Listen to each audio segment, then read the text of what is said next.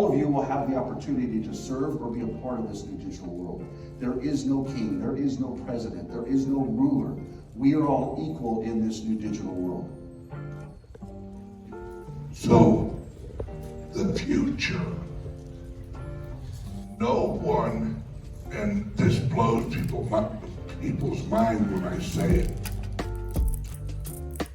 in about 10 years, there will be no such thing as a poor person. You want to bet? I will bet you that in 10 years, there will be no such thing as a poor person. Because that poor person has the universal currency of their attention. I love that. And so money, the control of our money prevents freedom. And here's the thing, we know that absolute power corrupts absolutely. And if you have a printing press, you have absolute power. You can finance any war you want to go to. You can finance any crazy cause that you believe in. And because you have a printing press, right? So we have to take control of our money. And if you look in our media today and you look around us, there's a lot of fear, right? The person that's running against me right now, she's out there peddling fear, right? Blockchain is evil. She's peddling technology is the death of us. She's peddling fear. If you look at somebody who's peddling fear, turn away from them. Amen. People are trying to use fear to control me. You had fear and you had no hope. But then you look at light and you look at opportunity and you look at the future and you look at the positive. We are the ones that are going to win this battle because there is so much more power in light and love and happiness and positivity than there is in negativity. Woo-hoo! So this blockchain technology, we can try to fight it, or we can realize that it's our opportunity to ensure that the government doesn't control us. Because government was formed for one reason in this country, and that was to preserve your rights. Now, the original reason that we had government was to preserve your rights. But unfortunately, government over the last 200 years has grown and become more bloated and more bloated and more bloated. We start taking back our government by controlling our information, our privacy, our money, and our resources, and blockchain is the way to do that. You know, there was a wonderful lady up top that asked a question when I was doing my presentation. She says, this sounds like the New World Order. And what we're talking about is actually the counter opposite of the New World Order. Literally, I promise you. It's the U World Order. Yeah, that's a great, there you go. That's a really good analogy. But it's really important for you to see it for what it is. And what Amelia is talking about is if when this financial reset happens, because it will, it's going to go fiat to digital. But when it hits digital, and you've got to understand the difference between digital versus decentralized. So it's got to be decentralized, where the individual owns your own keys. Genie has been let out of the bottle, okay, that we can have digital proof of scarcity that is decentralized from the government, right? That has been shown. And so I don't think Bitcoin is going away. I think it's the power of Bitcoin is the decentralization. And so how do we prevent government overreach? How do we prevent the central bank digital currencies that will literally be able to shut you off in a minute, that from a federal standpoint can know everything you ever do? Like, it's absolutely crazy. I refuse to die and go to heaven and look at my ancestors who hid in ditches so that they could fight being killed for tyranny, so that they could fight for freedom, so that I can say, well, it's easier to just keep my head down. I am sick and tired of government stepping on me. I don't know about you, me. Small little me. I have a kid to feed. And I'm wasting money by the minute because I'm not waiting for Bitcoin to go to a million to make money.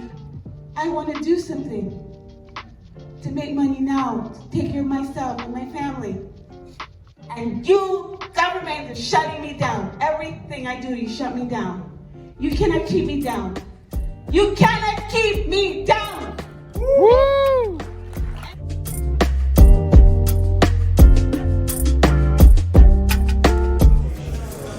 What's up, everyone? It's Evan with Lions, Bulls, and Bears, back for another episode of Crypto Courage. And today I am here at the University of Utah Bitcoin Summit.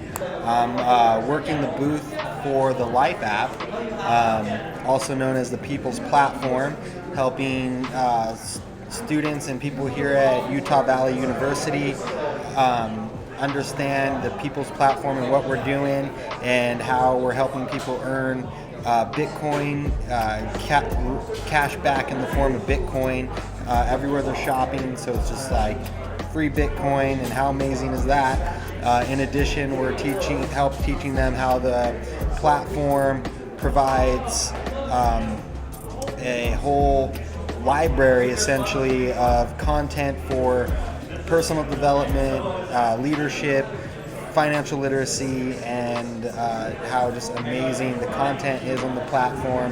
We got some of Oren's books exposed here. This is a great book talking about how our financial system is a scam and how we can all free ourselves from it. Gonna go catch a lecture and bring you guys with me. Hopefully I'll be able to get Bitcoin Ben or Litecoin Lisa or someone over here for an interview, and stay tuned. For instance, any of the folks behind Bitcoin could not have launched intelligently productized systems and then taken themselves out of it. There's a reason why no one knows. There's a reason why you can't kill it. Once systems and storage and nodes and devices are actually out in the wild, it's just as simple as literally saying a phone connected to storage gives you an opportunity to operate in this new digital world or ecosystem. 3 simple steps: the phone, the storage, and all of us operating in this new digital world. How do we transact? How do we communicate? How do we collaborate in a non-censored way where digital reputation is actually the future? I hope you understand the simple steps. In our world today, we basically build clear phones and many other versions of phones, but these clear phones, and in every 2 years we launch new versions of them. The screens, the batteries, the memory, literally they're up there with the top of the end, Apple devices or Samsung devices. There's different versions of them. Have you ever heard of the Freedom Phone? It's all powered by Clear. Have you ever heard of like an Armor phone? So these are different types of phones, but think about what you knew of Intel inside, but think about that with the new future systems around how phones will connect with storage and this decentralized model. This is already, the server side of this is already distributed. Literally over 450,000 deployments worldwide, with about 260,000 of them in 150 countries, 86 languages. Hewlett-Packard Enterprise pre-installs this technology already on their servers worldwide. This isn't some theory of, well, we hope the network gets built. It's already in magnitude, massively bigger than the Bitcoin network. It's got its own community. There's simple steps, simple areas from membership protections, communications, applications, finance, etc. And then health will layer on top of that. Imagine the ability to actually own your own data. Instead of doing vitals from a system, if you actually need it, imagine the ability to actually know vitals or health data that's tied to it. Or replacing calendar, contacts, messaging, tying in. This is actually what a wallet looks like. If the screen was lower, I could do a transaction for you. But basically, you just become this public key. You become a type of a digital asset that you start communicating with in what they call the blockchain. You combine that with your name, and you literally move into new world. So imagine mail, or docs, or sheets, or presentations, or even Zoom. All the technologies that you're currently used to as big tech, imagining them not being centralized, and you can log in and use these in your own privacy. And the data is actually based upon you authenticating. So we talk about big tech as one of those circles. That's basically what we do, is we directly compete and replace big tech and then give it to the digital world. So I represent a bunch of different clear entities that focus on replacing big tech in some form or another. And then we serve this new digital world. All of you will have the opportunity to serve or be a part of this new digital world. There is no king, there is no president, there is no ruler. We are all equal in this new digital world. You, for your attention. That's the shift we're going through. And so many entrepreneurs and so many major corporations are just now starting to figure this out. That pretty soon Pizza Hut will have the pizza dollar. Pretty soon Nike will have the Nike dollar. Pretty soon the whatever brand you can think of, every brand will have its own currency.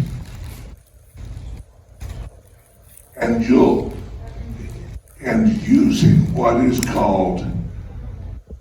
roughly called the atomic swap technology, you will be able to atomically swap these currencies inside of networks, and you'll actually be able to take a Nike dollar and a Pizza Hut dollar inside of a wallet, swap them for Bitcoin, and shop with whatever you want.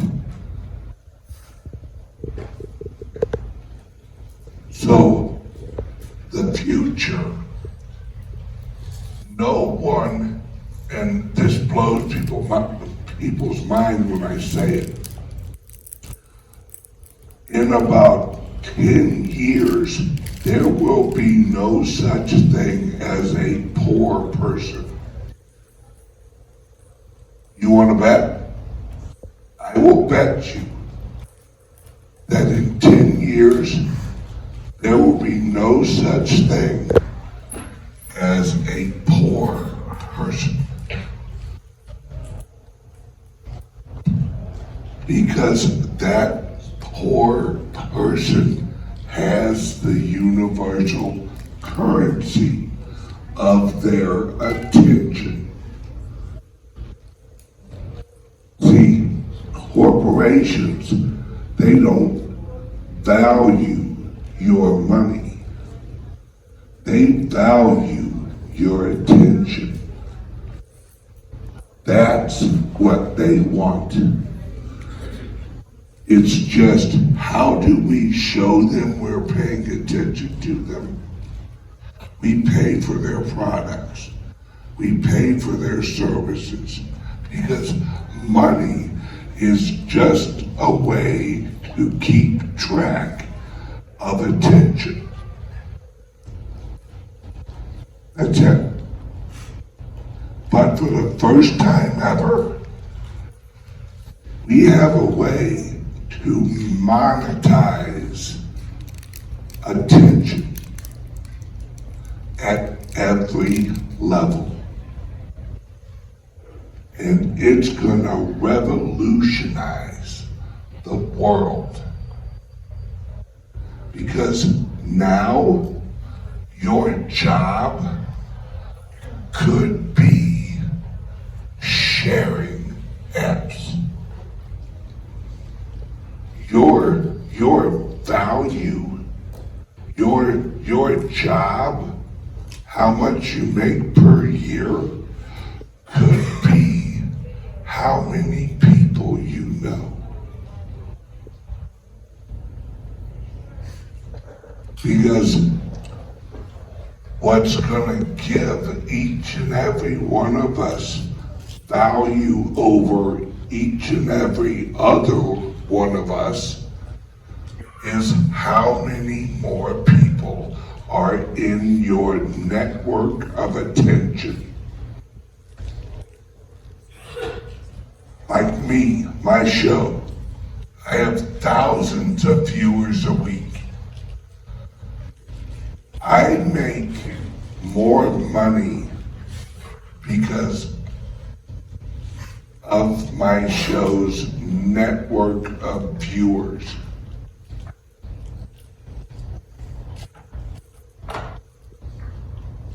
The average Joe and Jane, and this is what a lot of corporations will not tell you. Did you know the average American's network value is over $250,000 a year worth of income towards that individual? Let me explain. There's an old concept that is actually being reborn right now. It's called word of mouth advertising. Well, word of mouth advertising is gonna make a lot of you guys a lot of money because you're early into the adoption of this new system. You're gonna make money sharing apps with your friends. And because of cryptocurrency technology, you're going to actually be able to make money off of an old term that has a bad rap. Multi-level marketing. We've all heard of it, right? The concept of multi-level marketing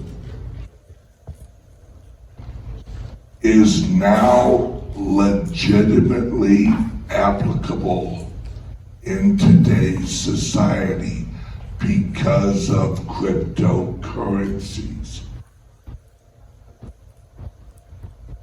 This is how it works. And every corporation relies on multi-level marketing. They just don't tell you they do. Because multi-level marketing is word of mouth marketing.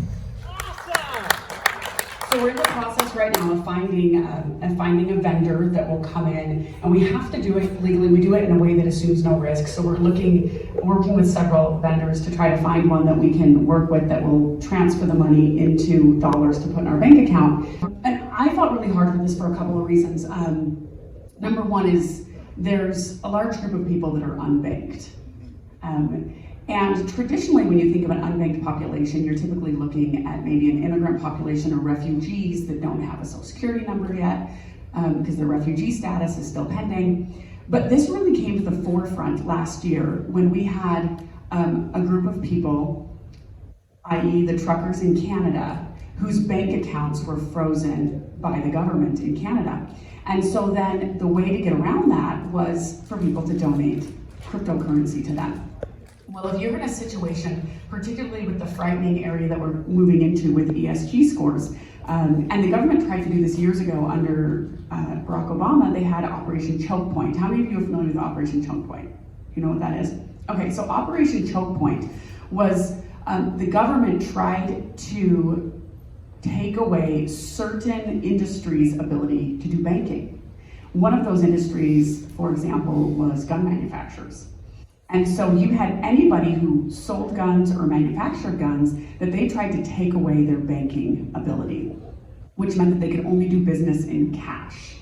And that gets very difficult.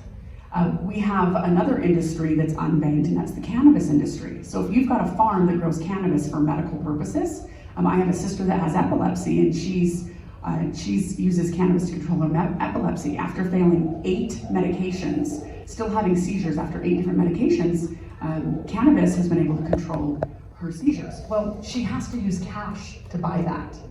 Well, that also means that these distributors, when they come to pay their taxes, they're literally walking into our government buildings with like $2 million in cash in a duffel bag to pay their taxes, because there's no other way. Oh, can they pay to me instead? Right, seriously. So there's a myriad of problems when it comes to safety, risk for fraud. Do you have any idea how much easier it is for cash to walk out of the door from someone who's embezzling than it is for someone to transfer money to a bank account?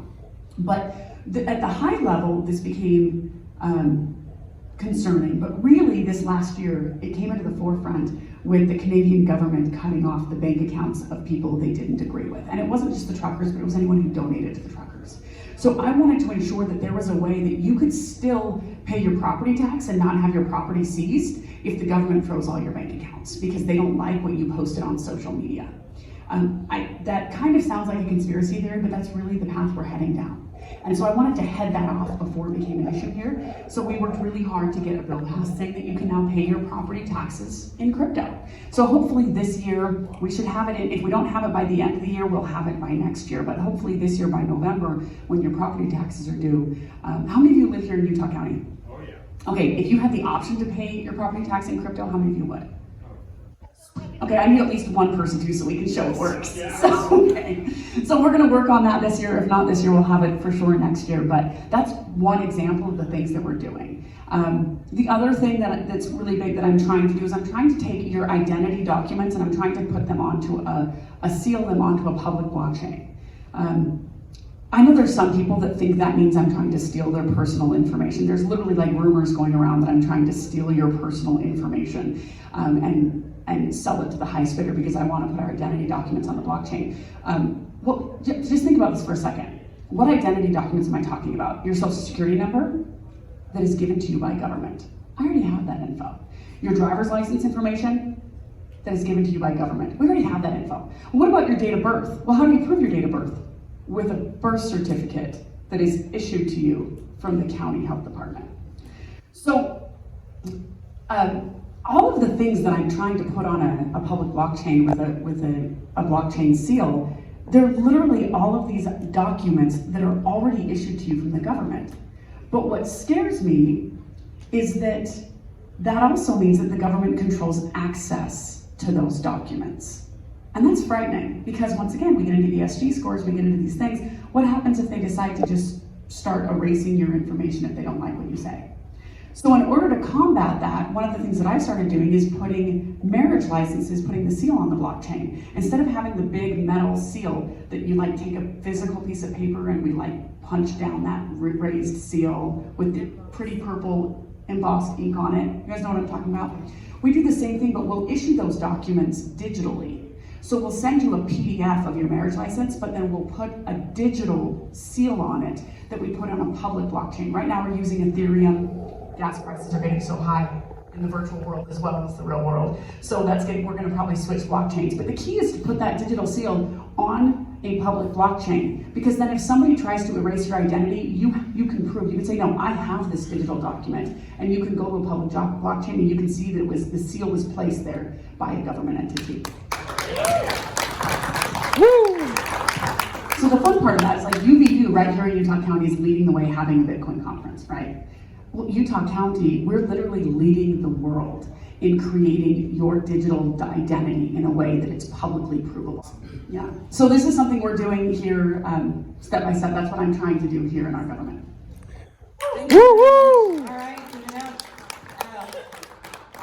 All right, so let me introduce Rob Robson. You're doing some amazing things in your corporation. Where are you at now? And then we'll save the forward thinking for the second half. Big news. That's awesome. I love that. That's a big deal.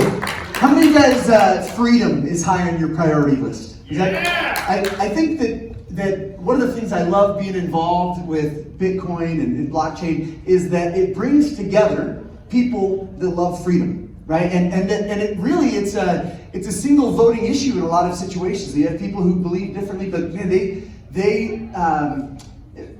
they come together with an understanding that Bitcoin is doing something special for freedom. And what we talk about, there's a book. If you guys come to our booth, you can sign, and I've got several copies to give away. But a book by Orrin Woodward, who's one of the top leadership experts in the world and a mentor and good business partner of mine for a long time. He wrote a book called The Financial Matrix Exposed. And if you guys seen the movie The Matrix, right? Not the new one, that was not very good, but the old one in '99, right, with Neo and Morpheus, and it talks about this system of control.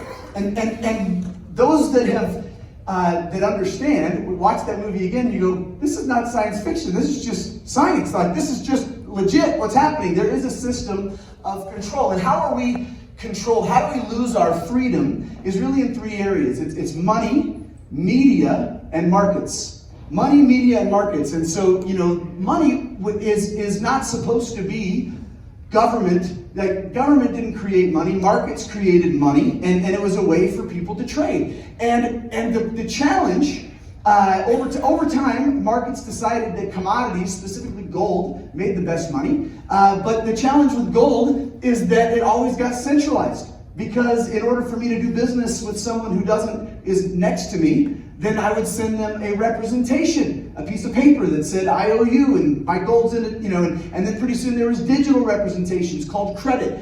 Well, whether it was banks, governments, all throughout history, anytime they could have central power, they would lie and cheat and steal and figure out how to write more receipts than were, and then pretty soon they made it legal, and fractional reserve banking was born, and now it's there's whole schools of thought of economics that are all based on bullcrap that literally don't make any sense. I was speaking at Arizona State University, and I was supposed to be talking about financial literacy, but my economic perspective comes out, and so the econ professor was there, and he kept debating me, trying to be very erudite and make the students be impressed. And every time he would say something, I've read the same books as him, and I know how stupid they are, and I would say, what he's trying to say is, and then I would explain it in a way that all the students understood, and I'd say where the fallacy in that begins, and then I would share why he was really stupid. And then at the end, he came to me, and he said, hey, I'd like for you to, anyway, long story short, he said, where'd you get your education? I said, mostly in my car, a lot in my bathroom, reading a lot of paperback books and listening to audios, and he's like, but where'd you get your degree? I said, no, I got results instead, and which was a good mic drop moment. Yeah, that was a good day. But anyway, so where are we? I'm passionate about freedom, and so Bitcoin is the first provable digital scarcity that governments can't control. It's the people's money. Right? It's the people's money. It's not. I love the story of the Canadian truckers. Have you guys heard the response when the Canadian government, Ontario court, sent out letters to everybody who's involved in Bitcoin, cryptocurrency, saying, hey, we want a list of everybody who are your customers, how much money they have. We want all this information. And they sent a letter to Nunchuck Wallet, which is a decentralized wallet. I love this. I didn't know who Nunchuck was, and now I'm their biggest fan. But this is their response. It says, Dear Ontario Superior Court of Justice, Nunchuck is a self-custodial, collaborative, multi-sig Bitcoin wallet. We are a software provider, not a custodial financial intermediary. Our software is free to use. It allows people to eliminate single points of failure and store Bitcoin in the safest way possible while preserving privacy. We do not collect user identification beyond email addresses. We also do not hold any keys. Therefore, we cannot freeze our issuers' freeze our users' assets. We cannot, quote, prevent them from being moved. We do not have knowledge of, quote, the existence, nature, value, and location of the user assets. This is by design. Please look up how self-custody and private keys work. When the Canadian dollar becomes worthless, we will be here to serve you too. Sincerely, the Nunchuck team. Isn't that fired up? I love that, man. I love that. And so money, the control of our money prevents freedom. And here's the thing, we know that absolute power corrupts absolutely. And if you have a printing press, you have absolute power. You can finance any war you want to go to. You can finance any crazy cause that you believe in. And because you have a printing press, right? So we have to take control of our money. One of my favorite economists, von Hayek, you can look up Friedrich von Hayek, and he came from World War II. He was a Jewish man from Austria, and one of the founders of what they call the Austrian School of Economics, and escaped what National Socialism looks like, and he spent his whole career trying to preach how fiat money destroys freedom. And at the end of his life, they were asking him, like, what could we do? How can you fix this? And he says, I don't think we could ever have good money again until we take it out of the hands of government. Not by force, we can't do it by force, but by some sly and roundabout way that they can't stop. And that was 1984.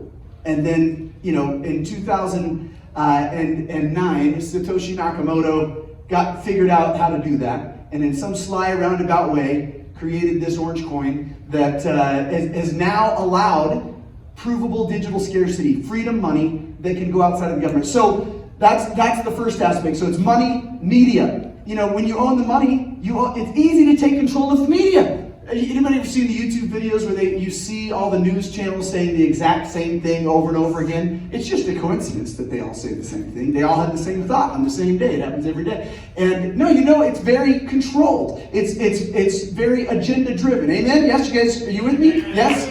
I know it's the end of the day. You guys got to wake up. Come on, let's go. And so this agenda is driven, and then free speech is illegal, right? You say anything that it could be against the agenda, you're blackballed, you're deplatformed, right? All of that's happening.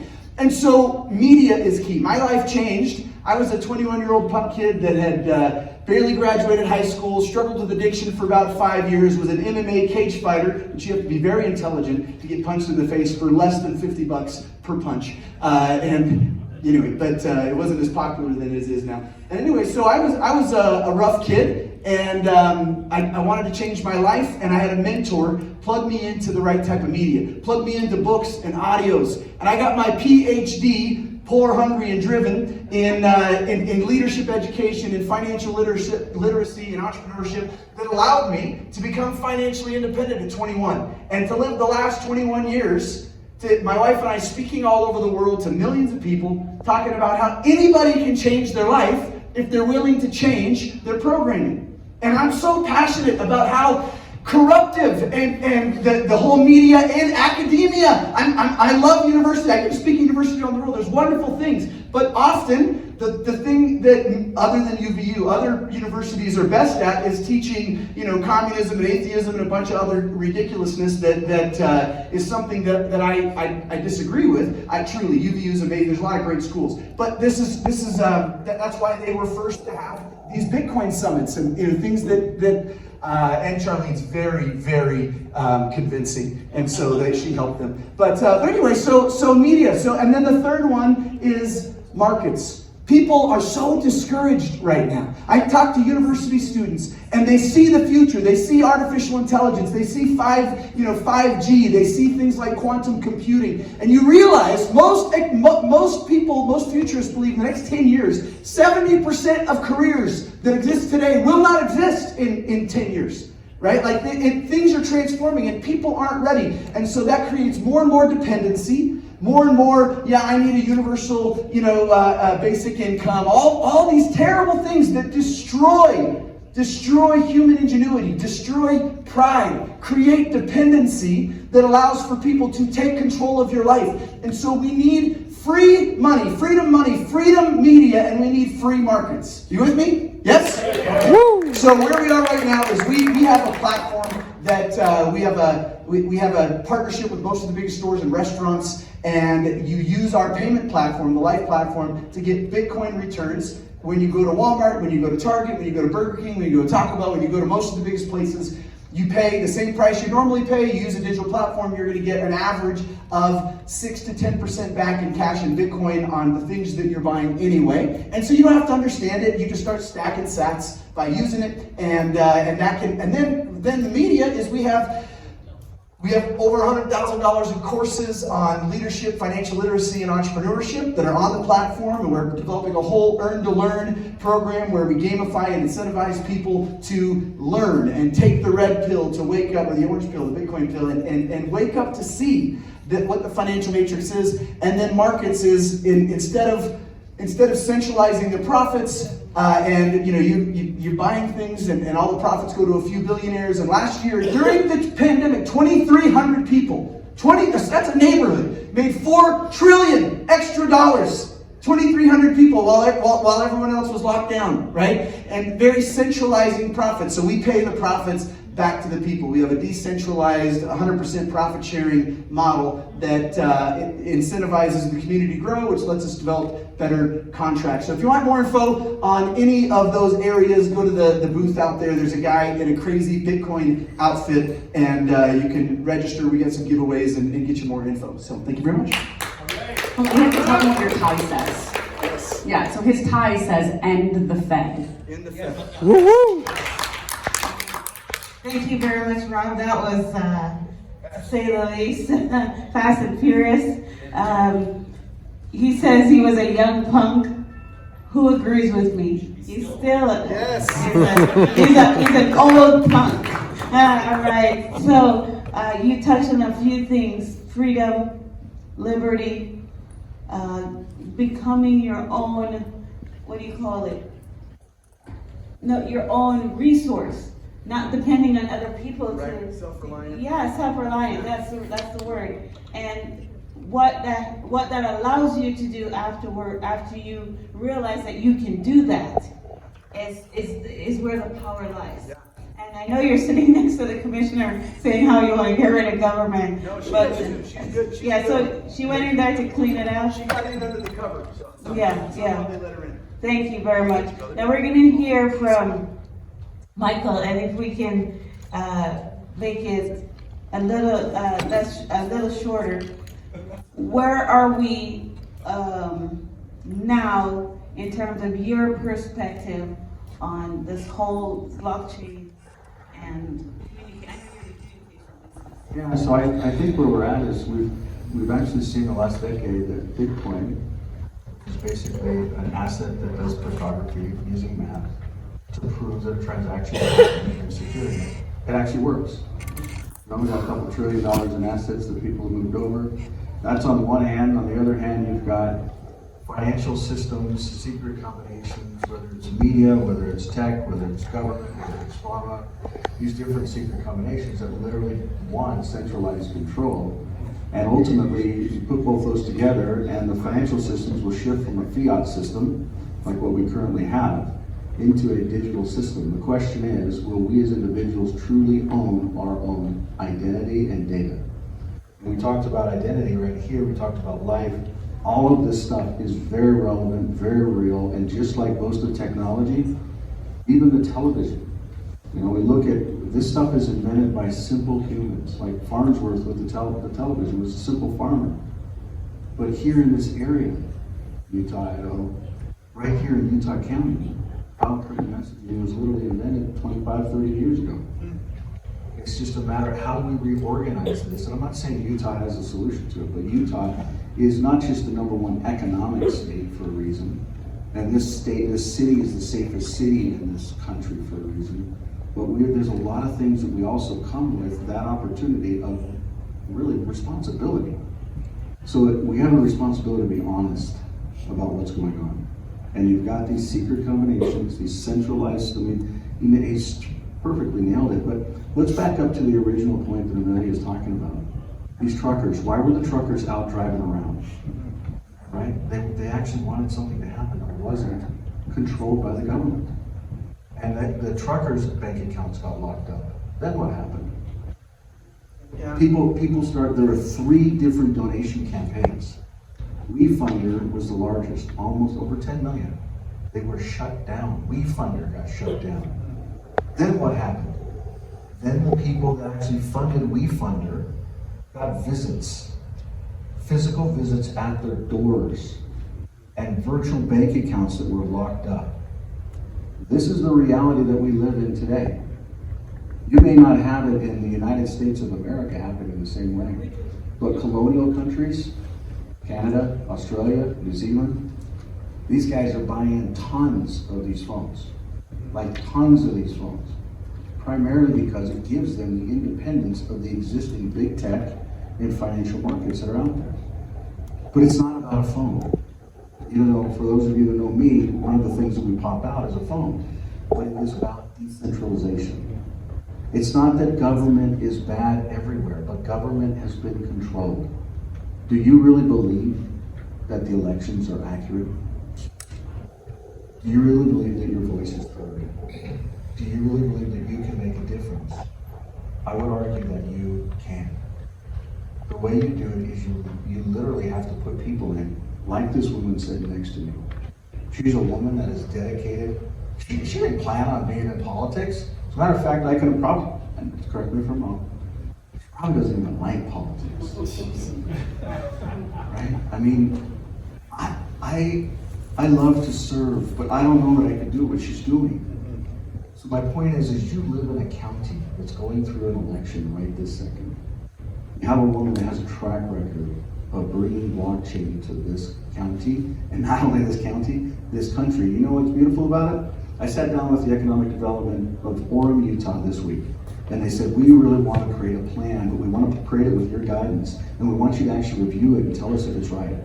I'm like, I'm just in the business world, I don't do the economic, and the net was, you know what you need to do is you need to drive digital value from this county and state and city, and then the revenues flow in here.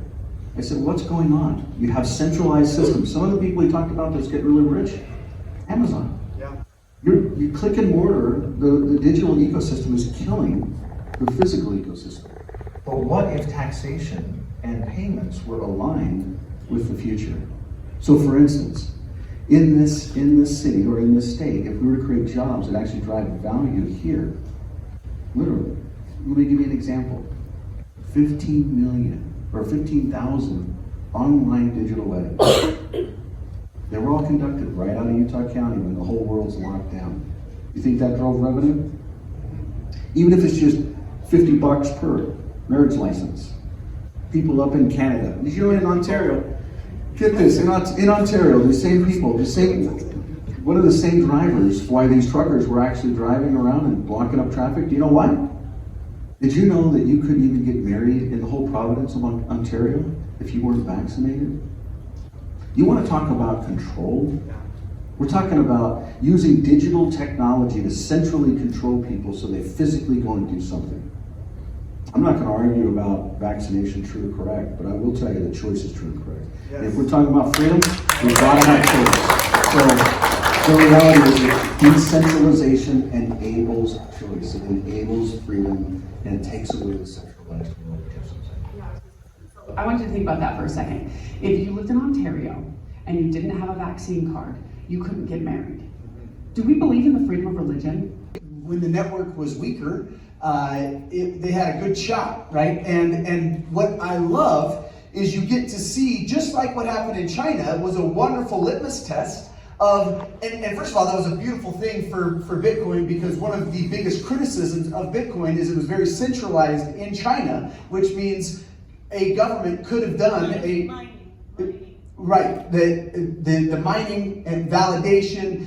There's something called the 51% attack that really could have been done possibly through the Chinese government at that time. And because they kicked out a lot of the miners and now it's decentralized a lot of that validation, we're in a much better spot. But here's the biggest thing, and a lot of times you hear different ideas, and I love the ideas of where we're going to be in the future. Is it going to be, which blockchain? And people ask me that all the time, and the biggest thing is it doesn't really matter, right? Here's what people say, well, what if Bitcoin fails? The genie has been let out of the bottle, okay, that we can have digital proof of scarcity that is decentralized from the government, right? That has been shown, and so I don't think Bitcoin is going away. I think it's the power of Bitcoin is the decentralization, is that it has fought a bunch of wars. If you look at the history of what they call the block wars, different things like that, where a bunch of the most influential people tried to get the network to change and couldn't. Those are some good tests. Do I believe that it's the end-all technology? It's got a lot of things going for it, but it doesn't matter. The principle is that money should not be controlled by governments. Governments have been the bane of existence, the greatest murdering, they are the problem. They're not the solution. And that's why this experiment called the United States of America was all about getting rid of rulers and saying, no, we're going to have a people's law, not a ruler's law. We're going to have a decentralized division of power to where we don't have government ruling us. We have government employees that work for us. And it's a very different philosophy. And so how do we prevent government overreach? How do we prevent the central bank digital currencies that will literally be able to shut you off in a minute, that from a federal standpoint can know everything you ever do? Like, it's absolutely crazy, and it will be sold to you as, this is blockchain, only greener. This is Bitcoin, only faster. This is, right, and it's awful. And anybody who's in this industry who talks to someone who reads the Bible, I had many people say, it sounds like the sign of the beast. And if you read the Bible, there's some prophecies around this sign of the beast. What? And I said, no, here's the sign of the beast. The sign of the beast is something that is used, that people forced you to use through the threat of violence.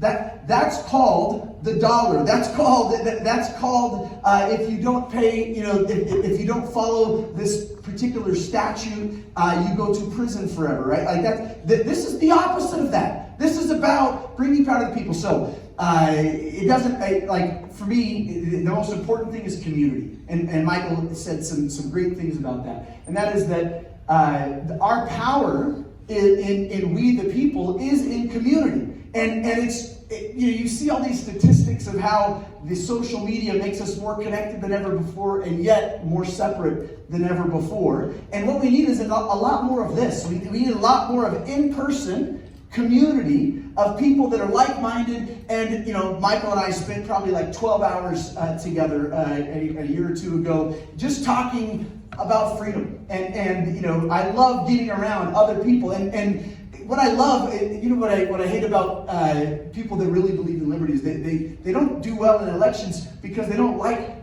to be led very much, right? Like, they're pretty stubborn, independent people, and don't tell me what to do, and so they don't. But we need leadership versus rulers, right? And that's through voluntary, sharing of ideas. And I love, free speech is not about protecting nice speech and speech you agree with, but it's protecting mean speech from people you don't like, right? That's what free speech is about. And these are things as a community we can come together, and we have all the power, right? But you have to take action on not staying in your own little corner, but reaching out and building a huge community of people that can believe in so many things different, but believe that I'm just as willing to die for the freedom of somebody who believes very differently from me than I am for my freedom, right? That's the thing we can all unite on.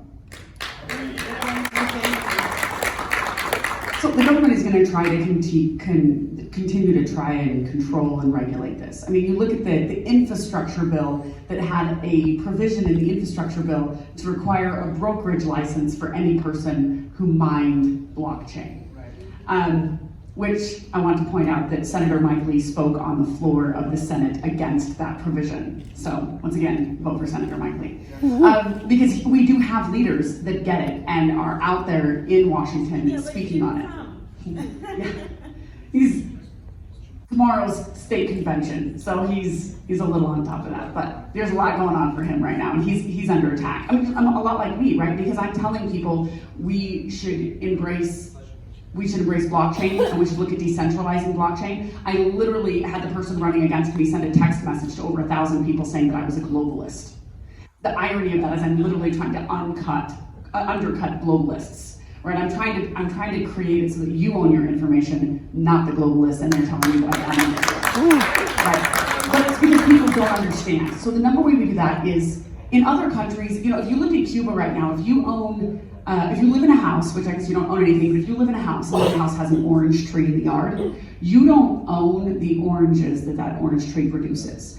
The government owns those oranges, and if one of those oranges becomes ripe and drops on the ground and you go and you pick it up and eat it, you've just stolen from the government in Cuba.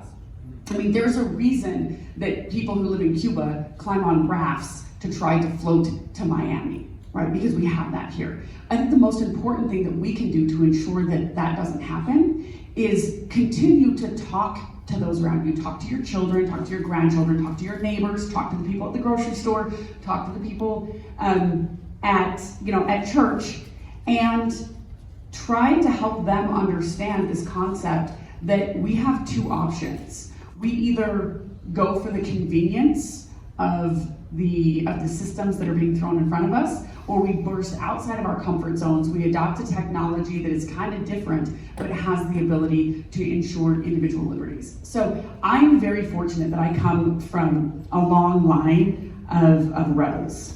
Back in the day, my ancestors were in Scotland, and they were part of the group of people that believed in natural rights. And so they fought the monarchy because they believed in natural rights. And then they got banished to France. And then fast forward a few hundred years, and I had an ancestor named William Brewster who wanted religious freedom, and he couldn't get religious freedom in England. And so he climbed onto a boat called the Mayflower. And while he was on that boat coming over to these shores, he wrote what was the Mayflower Compact. And that Mayflower Compact basically said that you have a right to worship God and have self-sovereignty. And then they landed here, and then my I think 7th great grandfather, Jonathan Starr, fought in the Revolutionary War. And he fought the greatest army on earth, the British Army, so that we could have religious freedom. And then fast forward, and my ancestors walked on foot from Nauvoo, Illinois, over the Rocky Mountains to Utah so that they could have religious freedom. And in that same vein, I refuse to die and go to heaven and look at my ancestors who hid in ditches so that they could fight being killed for tyranny, so that they could fight for freedom, so that I can say, well, it's easier to just keep my head down and do my thing. Instead, I stick my head up. I took a 60% pay cut. I'm an engineer, I make good money in the private sector. I took a 60% pay cut to run for public office so that I could say, this county that is the best place in the world to live and raise a family. The county that I lived in 2nd grade as a homeless little girl in 2nd grade just elected me the first woman to ever serve as a county commissioner. And this county will be the beacon and the icon for the world of freedom, because we're going to put your identity documents on a blockchain so that the government can't erase them. But the key is, we in this country have the ability to demand of our elected officials that they not regulate it.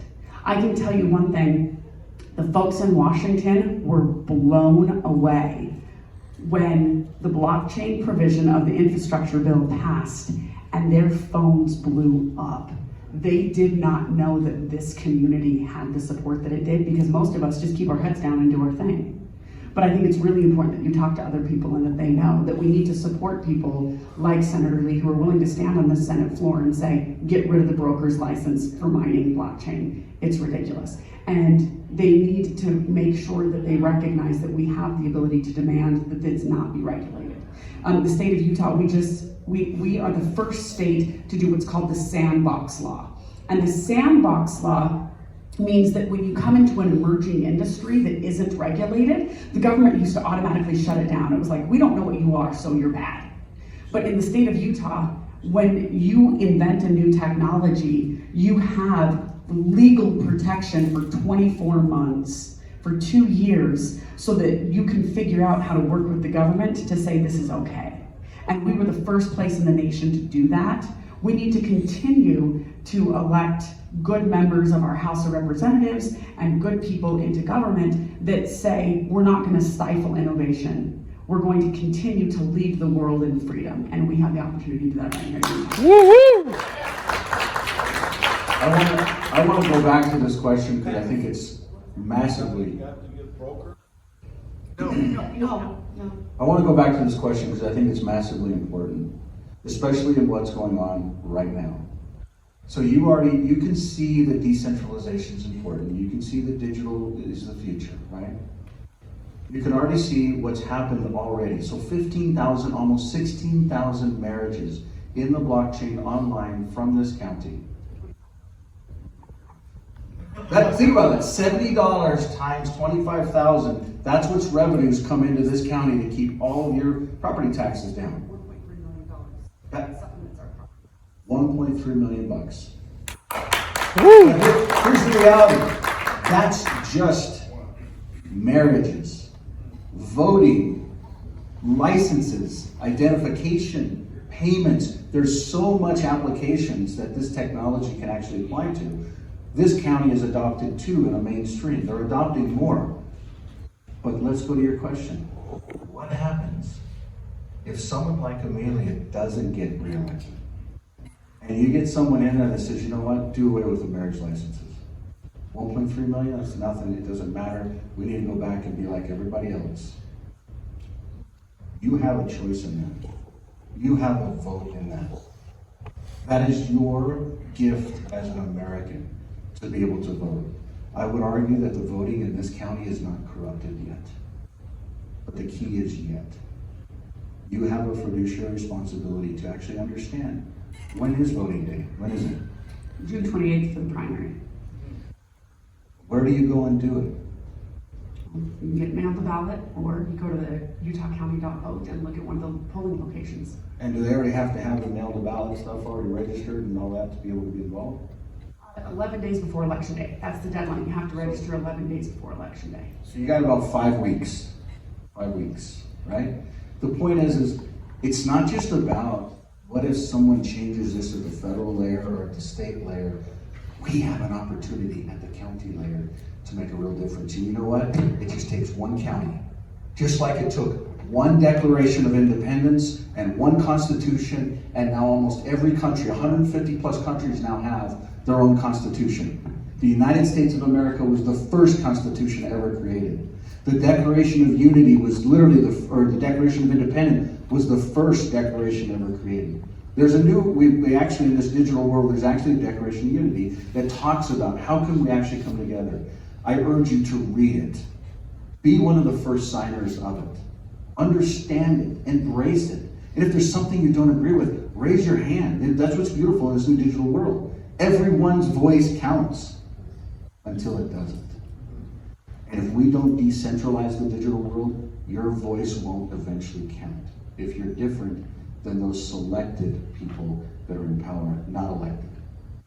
Thank you, ladies and gentlemen. You look at what's happening in the world today with the war in Russia, and on one hand, up till the time of this war, there was an argument being made against Bitcoin, against blockchain, and that argument, it had no backing. It has no water. Now you can see for the first time, it doesn't matter what side of the fight you're on. I say in this article, wherever you are on that battlefield, you're in Bitcoin country. Because since the sanctions against Russia actually helped Bitcoin, I tell you, every time governments touch Bitcoin or touch the blockchain, it strengthens it, it secures it, it gives it more force and power. They sanctioned Russia, and Russia said, okay, all you guys who need our oil, we'll take payments in. Come on, guys, this is orange country.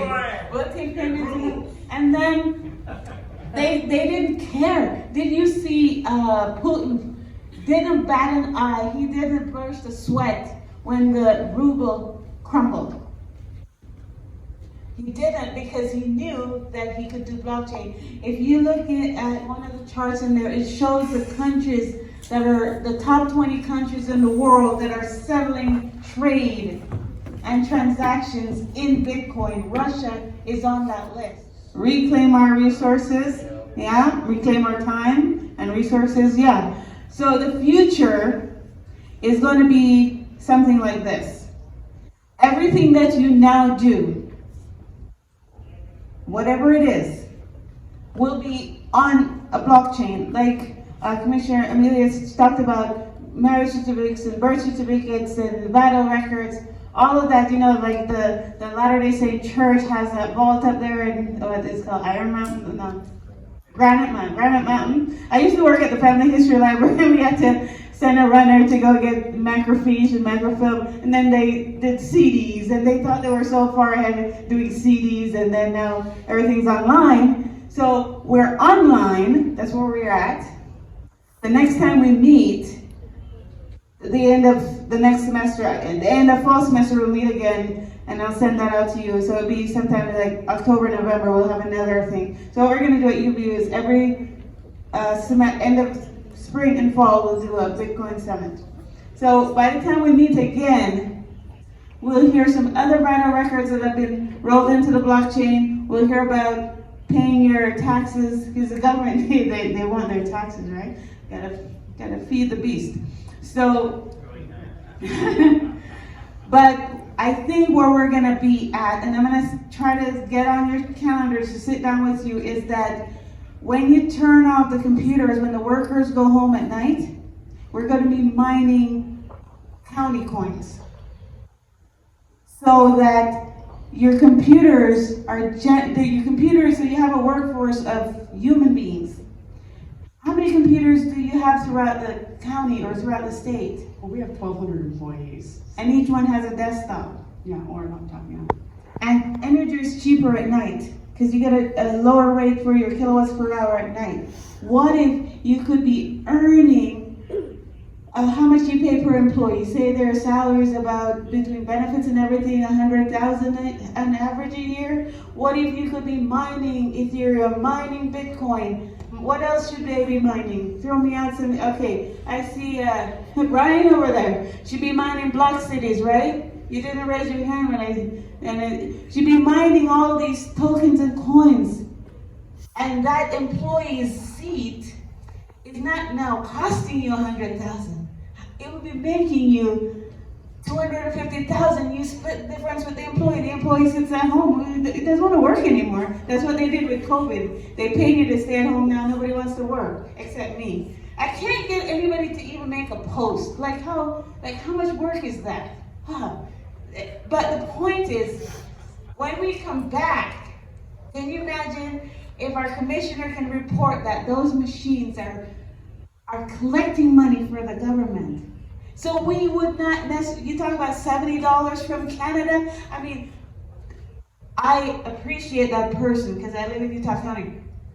But we could be making 70 times 7 per minute if we turn all the county resources into revenue streams. Instead of spending money on computers, the computers are bringing money. And the energy, even though we're a little bit high in energy costs, the value if you start mining, or when I say mining, supporting the network, just that revenue alone could cover the energy costs, the salaries, the research, like everything. So then pretty much you'll be paying the residents. Wouldn't you like the city to start paying you for your property? What if we can flip that? They'd be paying you. How do we calculate the taxes based by the lot, the plot size, and all of that kind of stuff? Based on who they like. Yeah, I know. So go and challenge your taxes and tell them, like, I'd rather you pay me next time the taxes are due. I'll be getting some money from you. I look forward to a report like that. That's where we're heading, folks. We had this energy guy, I think he stepped out, talking about machines that turn the energy back into another resource for powering the computer systems. We haven't started yet. So I let the panel go. I gave you kind of a little tidbit of where my mind is in terms of the future. Where are we heading? Who wants to go first? Ladies first. Well, I think one of the things to recognize is that the future is moving to a digital world.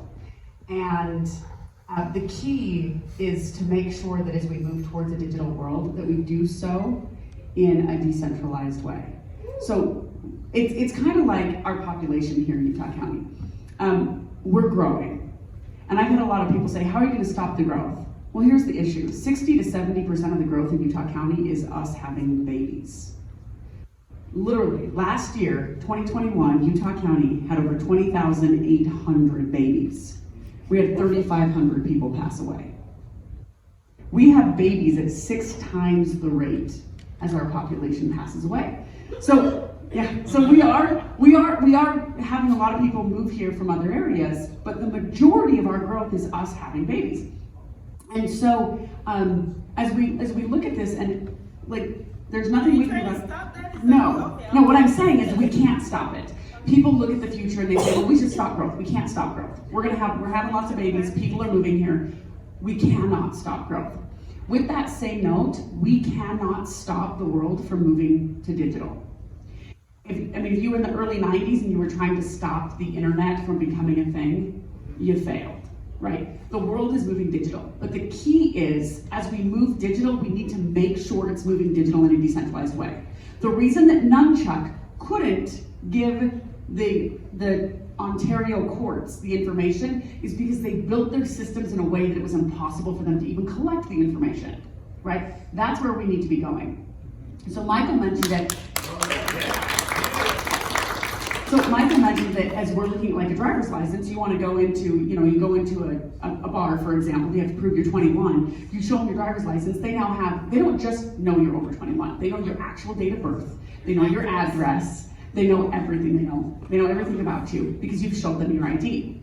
As we move into a digital world, it can happen one of two ways. It can either happen in a way that all of that information is centralized, which is scary, or it can happen in a way that when you go to walk into the bar, they say, we need to know that you're over 21, and your app, you just say, verify over 21. They don't know if you're 22 or 45. They just know that you're over 21. And if they say, hey, we need to know that you're a resident of Utah County, they don't need to know the address that you live at. They just need to know that that address lies within Utah County.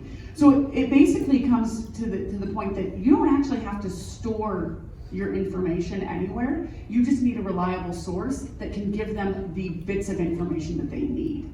So a system like a Clear System does that. Or having someone like me in government that recognizes that we can't stop water from flowing, we can't stop growth from happening, and we can't stop the world from moving digital, but what we can do is control how it goes digital.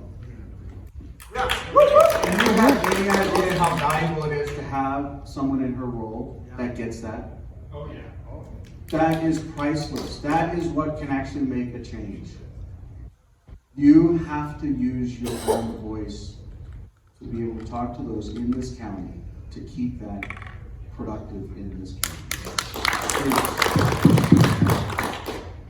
That we could not. I've just 2-3 weeks ago, I was out at Trump's place talking to him about these types of things. I'm not saying pro-Trump, not Trump. I'm saying this was a man that was the president of our country for 4 years. He understands a lot of issues, but he doesn't understand anything close to what she was talking about. We have a jewel, a diamond right here. It's not even in the rough, it's shining. Please vote, talk to people. We got literally the end of next month for another 4 years. She must continue her work. I love that.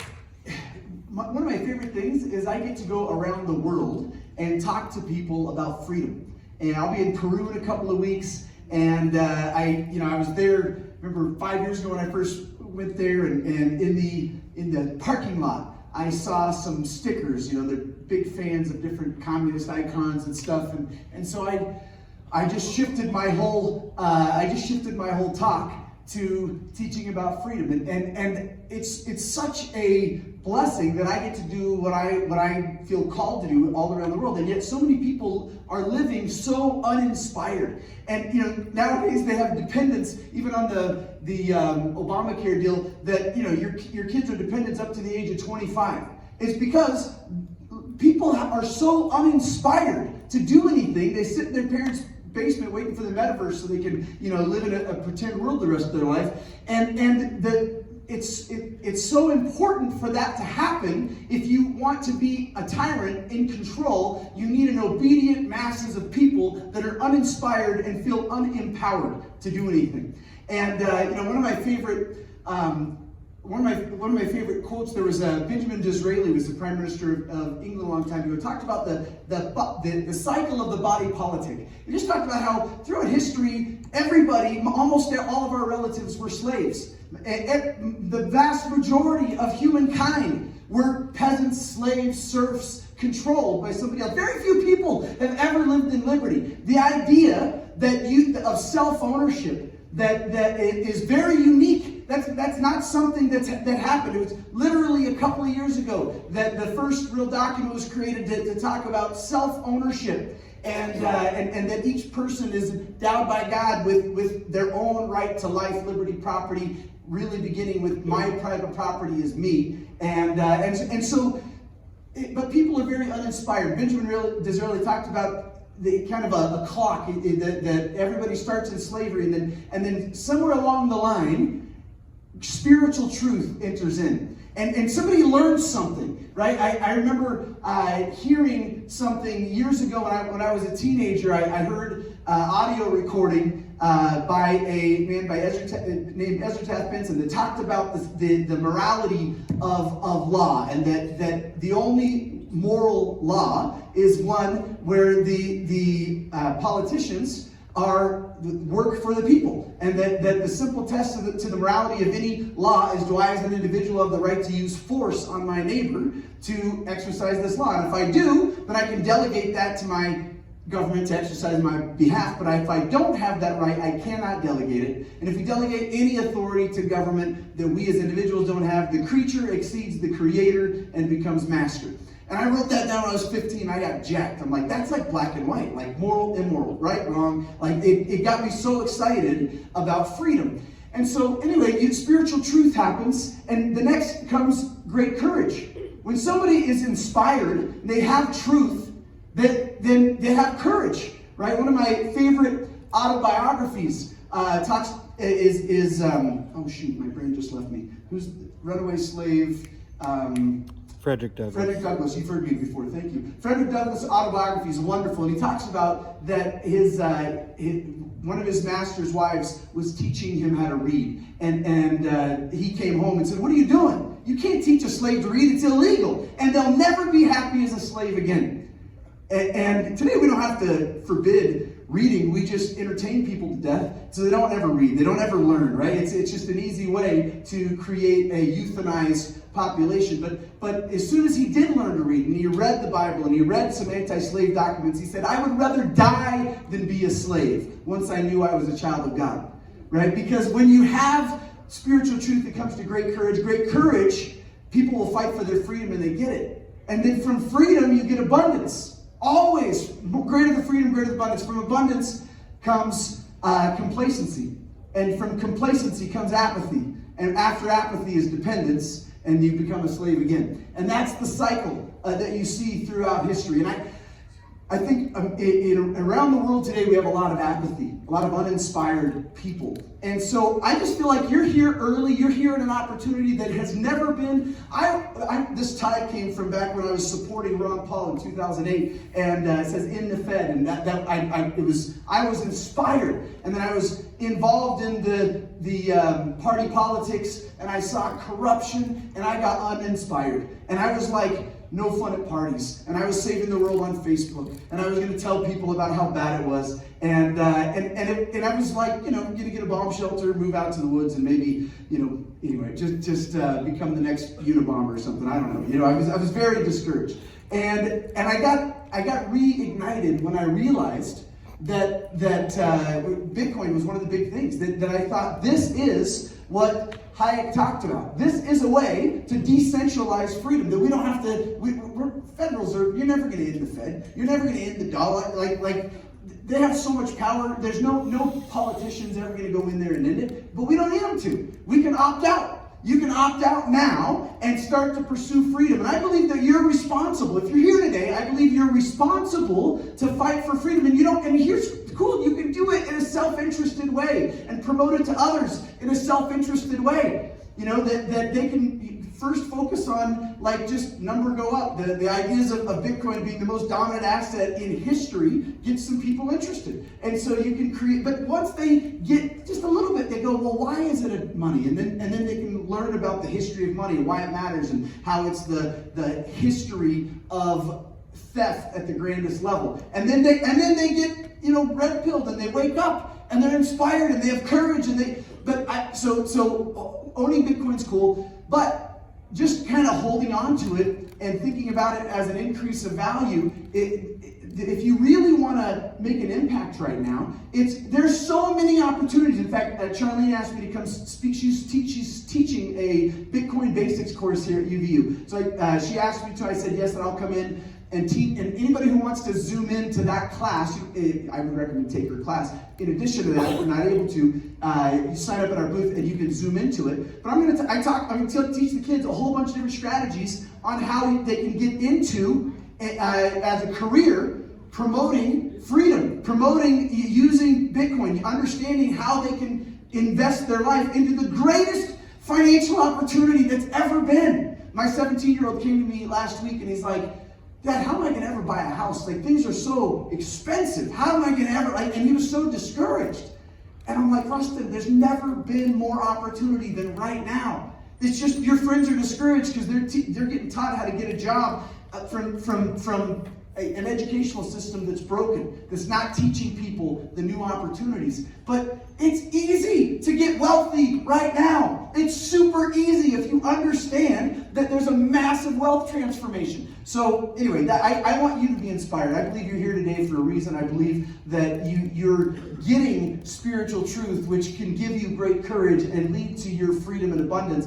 And there's millions of people out there that need it. And so, anyway, that's my message. I think together we can do something big. Woo-woo! So one of the things that hits me as you speak is you talk about how you looked at the fear and you were negative. And if you look at our media today and you look around us, there's a lot of fear, right? The person that's running against me right now, she's out there peddling fear, right? Blockchain is evil. She's peddling technology is the death of us. She's peddling fear. If you look at somebody who's peddling fear, turn away from them. Amen. People are trying to use fear to control me. You had fear and you had no hope. But then you look at light and you look at opportunity and you look at the future and you look at the positive. We are the ones that are going to win this battle because there is so much more power in light and love and happiness and positivity than there is in negativity and fear. Woo-woo! So there's a couple things about blockchain technology is exciting. The monetary aspect of it is great. Bitcoin, I mean, if you look at over the last 10 years, what has the value of the dollar done in comparison to the value of Bitcoin? So I absolutely love that. And by the way, if you put your money in Bitcoin, you can now pay your property taxes in Bitcoin, so you can still own that. Awesome. But the other thing to keep in mind is that blockchain is a way to take control of your life and your resources back from the government. So you look at a third world country that doesn't have nearly as good land records as we have. And every time that third world country, their government flips over, then there's no way for the people who own that land to prove that they've owned that land. You've got people in Africa that their family has been living on that land for 200 years and everybody in their neighborhood knows that they own that land, but they have no way to prove on paper to a bank that they own that land, and therefore they can't borrow against that land to start a company, to become an entrepreneur, to make their life better. My friend in Mexico lost a huge amount of property because they hadn't been on it for a while, and so they had no documentation. Right, they had no documentation. Yeah. So, but if all that land documentation worldwide was on a public blockchain, then it wouldn't matter if your government flipped over. It wouldn't matter if Che Guevara came over and took over. You have record that you own that land. That becomes a resource. You can then leverage that resource to bring wealth. And so this really changes the whole poverty aspect of it. Same thing in Afghanistan when the Taliban took over last year. The Taliban, in one day, they said women can't own bank accounts. Every bank account that was owned by a woman was wiped out and confiscated by the Taliban. But a lot of women were really smart, and when they knew the Taliban was going to take over, and they knew the Taliban was going to take away their rights, including their right to own money, they went and emptied their bank accounts and bought Bitcoin. Woo! So this blockchain technology, we can try to fight it, or we can realize that it's our opportunity to ensure that the government doesn't control us. Because government was formed for one reason in this country, and that was to preserve your rights. Now, the original reason that we had government was to preserve your rights. But unfortunately, government over the last 200 years has grown and become more bloated and more bloated and more bloated. We start taking back our government by controlling our information, our privacy, our money, and our resources. And blockchain is the way to do that. Woo, woo. It's important for each of us to be able to see what we see in the future, what you want in the future. Today, some of you may be fear-based, coming into an understanding of there's a new way, there's a unique way, I need to learn this way. But it's just like what she's trying to start. Start with your first transaction. Doesn't matter if it's Bitcoin or Ethereum, but try and understand what owning a public key is versus a private key, versus what Coinbase is versus a wallet. You have to understand those differences, and you know what? We're all in a different journey at a different time. But if we do this together, not if, we don't have a choice. These secret combinations have done an amazing job. You know, there was a wonderful lady up top that asked the question when I was doing my presentation. She says, this sounds like the New World Order. And what we're talking about is actually the counter opposite of the New World Order. Literally. I promise you. Yeah, that's a great, there you go. That's a really good analogy. But it's really important for you to see it for what it is. And what Amelia is talking about is if when this financial reset happens, because it will, it's going to go fiat to digital. But when it hits digital, and you've got to understand the difference between digital versus decentralized. So it's got to be decentralized, where the individual owns your own keys. It's really like what I talked about in that presentation. It's like when you get a vehicle, you get a title to the vehicle. And the title says that it's yours. This VIN number is this owner. And it's in a database. The database are actually county records or state records or federal, not in this case federal, but like if you go to New Zealand, it's federal records that manage the actual list of all this. But these are databases that are own islands. What blockchain is literally just an application that sits on lots of servers that talks together with what they call a ledger or a ledgerless infrastructure. It's not super complicated, but when we actually use it together, united, and there's many points earlier it talks about, it's not that the dollar's gonna go down, right? It's that they're gonna inflate so much of it, but we have a choice if we're gonna use it or not. That's the key. Most folks don't understand, 2017, the dollar is no longer the standard for purchasing oil. Right. No? The renminbi is. India, Russia, Japan, Venezuela, all of these countries are standardizing their purchase in renminbi. Renminbi is a digital currency. You may not know that, but 2018-19, they literally, the whole country is all digital now. But it's a centralized control. And the difference is, when this world is digital, we have to own our own identities. You own you. You own your own logins. You own your own data. You own your own driver's license. You own your own. You don't have to request to exist. You exist because you exist. And as you move around in this world, as you drive, as you listen, as you change, as you grow, you have a data exhaust that literally proves who you are. When we talk about life and liberty and freedoms and choice, those are God-given gifts. All you have to do is grab them. But literally, you can't just say, I'm going to be subservient to a passport. I'm going to be subservient to a driver's license. And even though, and I believe that the Utah driver's license is one of the best in the world, and what they're doing with the digital side of it is one of the best in the world, but the problem is it's centralized again. What happens when these centralized systems, and I'm not saying that government is bad. Government is not bad. It's got its place. But when government is controlled or selected by secret combinations, that's bad. Look at what's happening in China. We talked a lot about people just getting deleted. Look at the ladies that just got deleted by the Taliban. Look at the truck drivers that just got deleted. Look at the people that they're not even selling something. They wanted to donate their time, their money to buy fuel for truck drivers that are saying, you know what? People should be able to have a choice if they want to get vaccinated or not. Just think about that.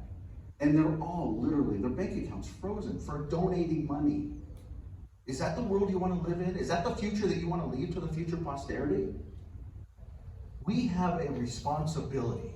We live in the best country in this world. Some would argue, and as I traveled the world many times, I would too. We live in the best state.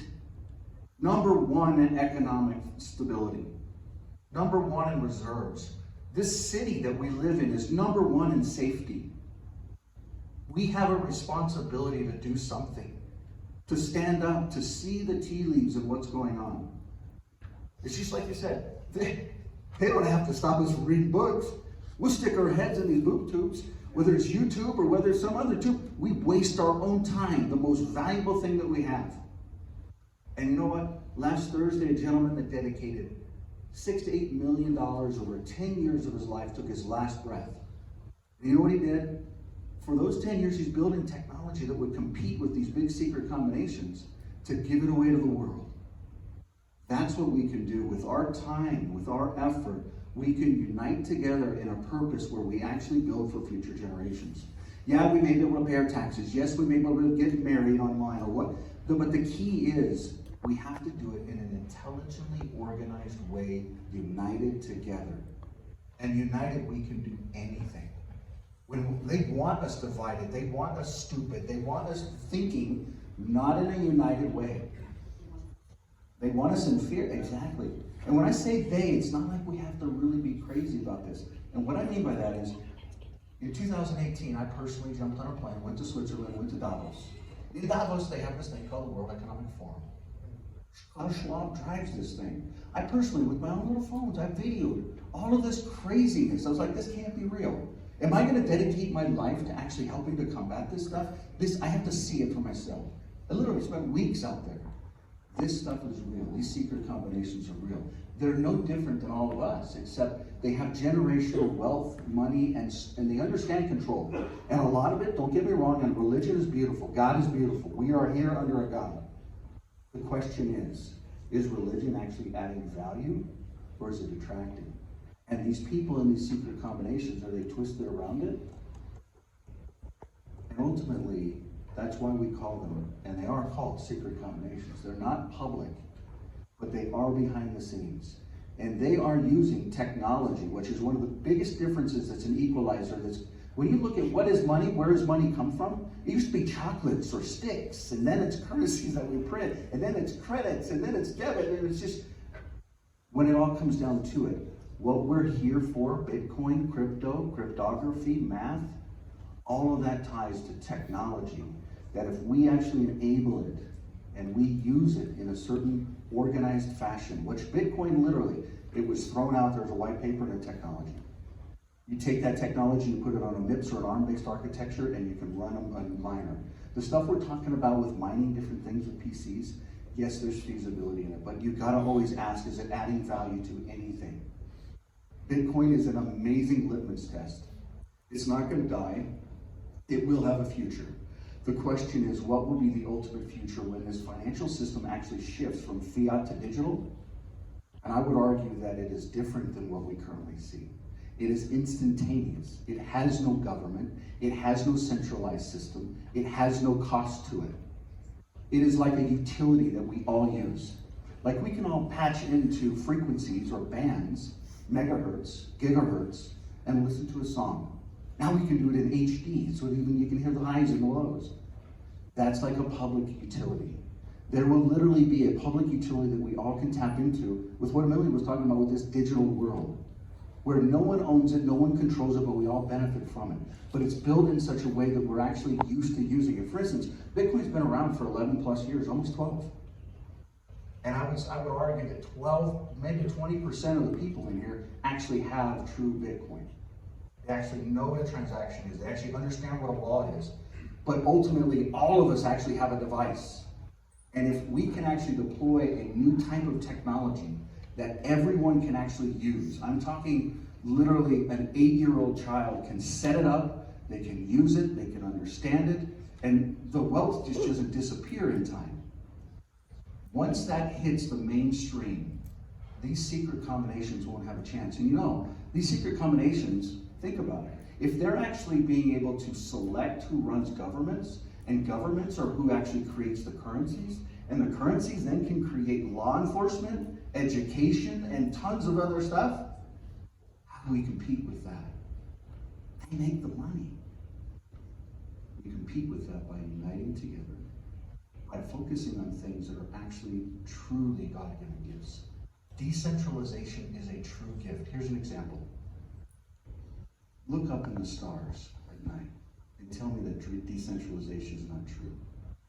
Look down at a microscope and look at how decentralization in everything. It's a true and correct principle. We just have to see it a certain way. But when you decentralize, you remove the target. For instance, who created Bitcoin? There's a reason why we don't need to know. Can it be ruined? Can it be gone? The point being is, there is a future, one way or another. It is a digital future. The question that I would ask all of you is, will it be decentralized in a way that you own you?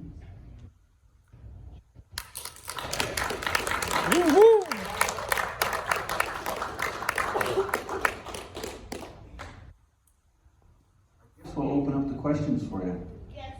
Yeah. Questions from the audience. I'll be down in a minute. There are some questions. What if the internet goes down? There's actually blockchains that are community driven, so you don't even have to have your internet connection. So She the said, what if question- the internet goes down? Or like an EMP blows everything out. So let's take two different sides of it. So let's take the And nobody stood up for me when they shut me down. Nobody stood up for me when they fired me.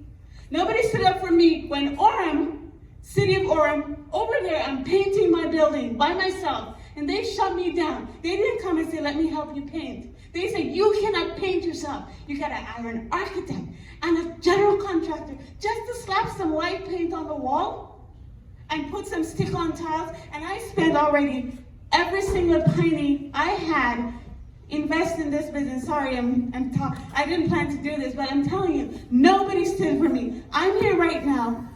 I need to pay rent. I rented this little place. This lady took a chance on me and rented me this place. I'm gonna open the first freaking crypto cafe in Utah. Woo! Yeah! And this government in this city saw me full of paint with my kid. You can see the paint on his shoes right now. Shut me down, put a red sticker over my door. They will not issue me a license. I paid the fees, I did everything. And they shut me down because they don't want me to do my own work. What they've done is they created a system where if you're a small, insignificant, poor person, you cannot get out of poverty. And I would have been open right now and all of you would have been eating my food today. Okay? But you did not get that. You got to eat the food from the people already wealthy. They shut me down because I have to come up with $25,000 to hire a bunch of people to freaking do what? I'm gonna do the paint myself. I am sick and tired of government stepping on me. I don't know about you, me. Small little me. I have a kid to feed. And I'm wasting money by the minute. Because I'm not waiting for Bitcoin to go to million to make money. I want to do something to make money now, to take care of myself and my family. And you, government, is shutting me down. Everything I do, you shut me down. You cannot keep me down. You cannot keep me down. Woo! Anyway. But go now and I'm sorry, I didn't mean to get fired up. This is bigger. Yeah. This is bigger than what you realize. Yeah. This is a woman that comes from different roots as most of the people in this room. 90% are white. 90% came over on ships like that Mayflower.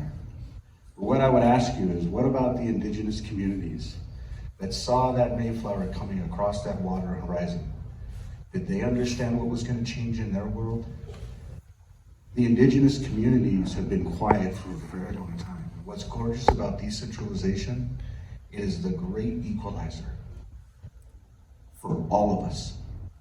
Everyone on this planet Earth, no matter what color we are, we all bleed the same blood. Bitcoin doesn't care.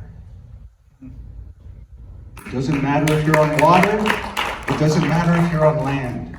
It doesn't matter if you're red or yellow, or if your eyes are squinty or wide. We're all the same. And that is the beautiful thing about technology. It knows no difference. But we as humans must come together and understand this reality, the pain that is in her voice. This is a very small fragment of what is in this world. What is the percentage of unbanked in this country? What is the percentage of unbanked in Africa? Just yesterday, I spoke with a beautiful woman. Her father-in-law was literally Nelson Mandela's attorney that got him out of prison and wrote the Constitution for South Africa. You think we're oppressed here? You think this woman is oppressed? You think some city with a license? Think about the simple mom with not one child, but 5, from 4 different husbands, not even husbands, that doesn't have a home, but you know what she's got? She's got a cell phone. She doesn't even have a way to charge it, but she'll hike for weeks to go and get a battery that'll last her a month that she can charge off of, that's solar powered. That then she can figure out how to get an account and buy some beads and create. And I would say that runs in this woman's blood. She knows how to innovate. She doesn't need some man. She doesn't need some government to tell her. I do need No. This woman, and just like all of us. Well, man and woman are not meant to be apart, but my point is she's a fighter. Yeah. And we all must stand together and fight. I commend her. I look forward to the day that this restaurant opens. I know just who I'm gonna call. Yep. And you're gonna get your license, and we're all gonna eat her food forevermore. No more. Finish the work. It'll all get done one way or another. But no more eating these centralized meals. That's another thing. Decentralization is not just about a currency. We have a God-given gift and a right. That orange that fall on the ground, growing food is decentralized at its best. We must learn how to grow again, because that is what will give us our independence. If we can grow our own food and get our own clean water, those are 2 of the basics that we need to survive. We need to stop thinking with such entitlement. I'm not saying that we have to have fear. We should think about abundance, just like she does. It's like, I don't care, I got fired. It was wrong, and I know it was wrong. I still have a mouth to feed. I too grew up in this state on welfare with a mother with 4 kids that couldn't feed them, with no car, with no way to get around, no way to drive an income. But you know what's different about her? She chose to serve her children. In my world, my mom said, here's a state-run daycare facility. You're 9 years old, but I'm not coming back. At 16, I was emancipated from the state of California off of the government's dole. And I'm telling you, not one dime has come from anyone. That independence that this woman lives, we all must live. And we will be free if we do.